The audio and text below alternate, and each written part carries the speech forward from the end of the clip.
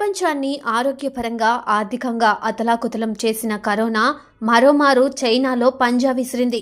కేంద్ర ఆరోగ్య శాఖ లెక్కల ప్రకారం 5 లక్షల మంది కరోనా బారిన పడ్డాక 3,80,000 మంది స్వస్థత పొందారు. 7,577 మంది మరణించారు. ఇదే అమెరికాలో 9,153 మంది కరోనా బారిన పడ్డాక 18 మంది మరణించారు. భారతదేశంలో డిసెంబర్ 20వ తేదీ నాటికి 2,041 కేసులు రాగా 341 పాజిటివ్గా తేలాయి. వీటిలో కేరళలో 292 కేసులు కాగా 5 మరణాలు సంభవించాయి. దేశవ్యాప్తంగా 7 మరణాలు. వీటిలో కర్ణాటకలో ఒకరు, ఉత్తరప్రదేశ్లో ఒకరు చనిపోయారు. కేంద్ర రాష్ట్ర ప్రభుత్వాలు కూడా అప్రమత్తమయ్యాయి. రోగ నిర్ధారణ చికిత్సకు యుద్ధ ప్రాతిపదికన ఏర్పాటు చేస్తున్నారు. 60 ఏళ్ల పైబడిన వారు విధిగా మాస్కులు ధరించాలని ముందు జాగ్రత్తగా హెచ్చరించారు.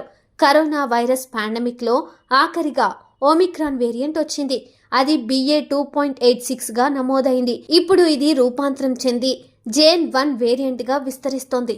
ఇది ఎక్కువగా వ్యాపించే అవకాశం కూడా ఉంది. గతంలో కోవిడ్ సమయంలో తీసుకున్న జాగ్రత్తలు, వాడిన మందులు కూడా వాడవచ్చు. పెద్దగా ఆందోళన చెందనవసరం లేదు. ప్రాథమికంగా మాస్కులు ధరించి ఎవరి జాగ్రత్తలో వారు ఉంటే చాలు. ప్రపంచ ఆరోగ్య సంస్థ ప్రజలను అప్రమత్తం చేస్తూ ఈ వేరియంట్ అంతా ప్రమాదకరం కాదని పేర్కొంది.